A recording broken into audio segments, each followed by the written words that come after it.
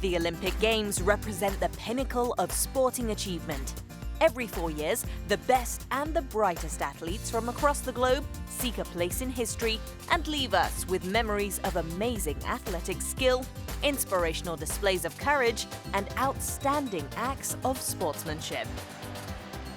Rio 2016 marked badminton's 7th appearance at the Games, and it turned out to be historic as the sport witnessed its most open competition ever. It was a great Olympic tournament we had in Rio, really.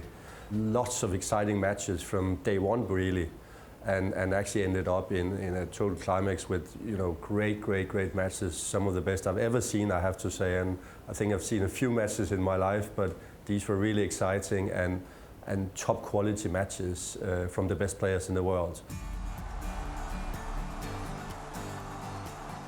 China's sustained domination of badminton was under threat in Brazil. The powerhouse had won 5 titles in London 4 years ago, but there was no repeat of their sweep in Rio. With 4 nations taking gold across the 5 categories and an unprecedented 9 countries climbing onto the winner's podium, the playing field in badminton became more level than ever. I think we have to be fair and say that China still have a pretty big presence in our sport.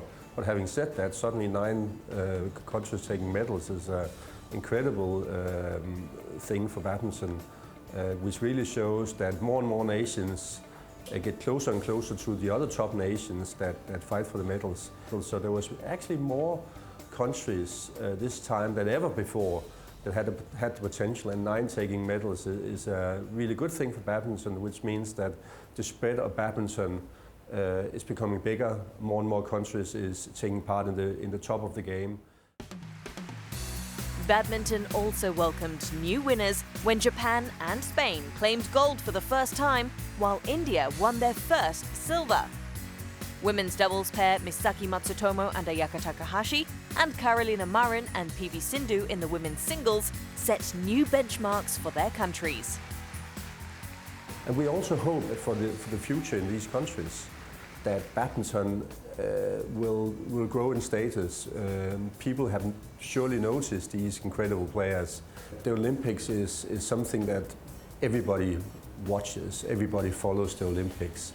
In that a lot of youngsters, a lot of people will, look at this sport and maybe try it out and then get more into the sport. So it does have a magic power in many ways. Rio saw 172 players from 46 countries take part. And the on-court action was nothing short of compelling, as badminton's Olympians showcased the sport at the highest level. When we look at the quality of the players that actually come out from new regions, we really see a very positive development. We see that these players are able to not yet win and get into the final rounds of the tournament, but we see them competing at a much higher level than what we've seen before, which actually is promising for the future. I think we are seeing the outcomes of probably what has been happening over the last 10 to 15 years in badminton, where a much more structured work has been done in the member federations around the world. It's not a 2, 3, 4 year thing to develop good badminton structures and with outcomes of good players. This is really a long-term development plan you need to have in a country. And lots of countries have now had that for a number of years, and that's surely paying off now with lots of good players at a really high competitive level. The success of badminton at the Rio Olympics has given the sport a major boost globally, and the various governing bodies are keen to build on the interest and awareness created during the Games. I don't think it's enough just to think that now we've been at the Olympics and there's been success in the country, that then everything is great and will be blossoming for the future.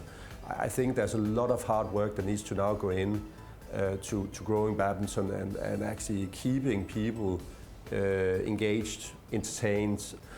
So it won't stop here, but I'm sure the Olympics have done a great thing for many countries in terms of at least creating a big awareness around the sport, and maybe having a lot of players right now going out and saying, we've got to try this game, badminton, and play this game more.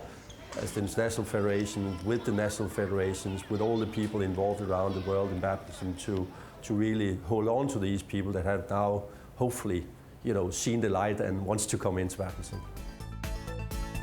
The governing body's commitment to growing the sport worldwide includes all platforms. The sport was recently included on the newly launched Olympic Channel. Fans can now watch their favorite badminton matches at their convenience through live coverage of events, which includes the World Superseries, Grand Prix Gold, and Grand Prix level tournaments. We think that's a good way of reaching out to not only our existing audiences, but also new audiences beyond the core countries, the core demographics that we usually reach out to. There's no doubt that the Olympics as an organization, as a movement, and especially then the Olympic Games as a big sport event, reaches out to different types of audiences than their traditional audiences. And by cooperating with the Olympic Channel, we hope to get materials out to other parts of the world where we maybe with our own channels have bigger difficulties reaching out or getting them attracted to our channel. Hopefully the Olympic Channel will attract them.